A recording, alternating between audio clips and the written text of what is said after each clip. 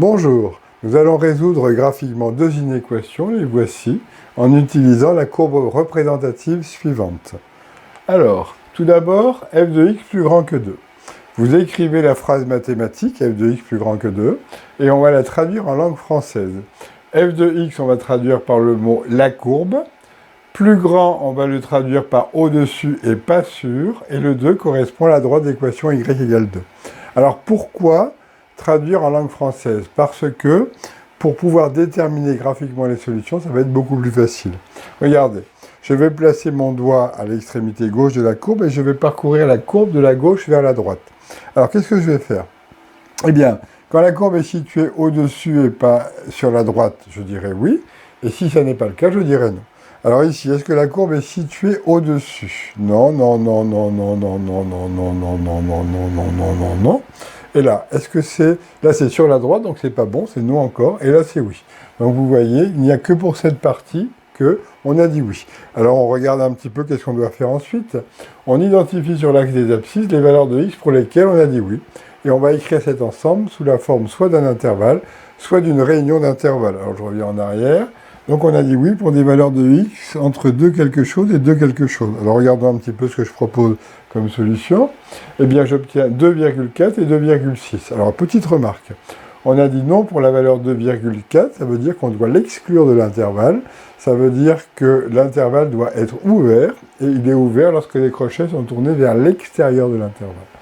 En revanche, pour 2,6, on a dit oui. On doit donc l'inclure dans l'intervalle. Pour cela, on doit fermer le crochet, et le crochet fermé, ça veut dire qu'il sera tourné vers l'intérieur de l'intervalle. Alors, je m'intéresse maintenant à la deuxième inéquation, résoudre f de x inférieur ou égal à 0. Pareil, nous allons traduire en langue française la phrase mathématique écrite ici. Donc ça se traduit par la courbe. Ici, plus petit ou égal, c'est est situé en dessous ou sur la droite d'équation y égale 0. Remarque, la droite d'équation y égale 0, c'est l'axe des abscisses, bien évidemment.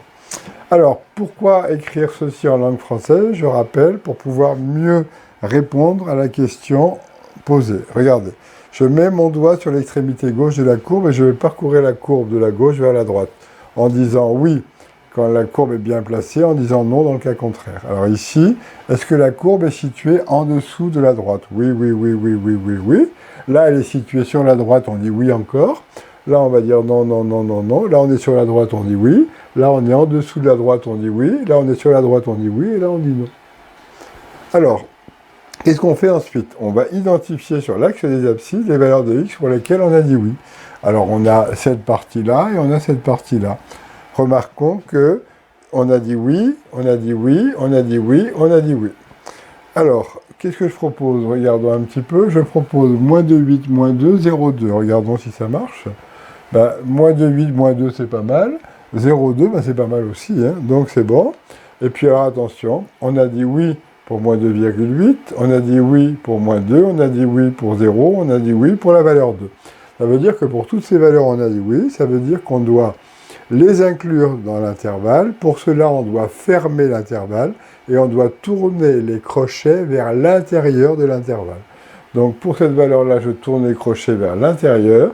Pour cette valeur-là, vers l'intérieur, vers l'intérieur, vers l'intérieur. Et ensuite, nous avons ici une réunion d'intervalles. Cet intervalle contient celui-ci aussi. Et pour les réunir tous les deux, on utilise le symbole union, qui est un U majuscule.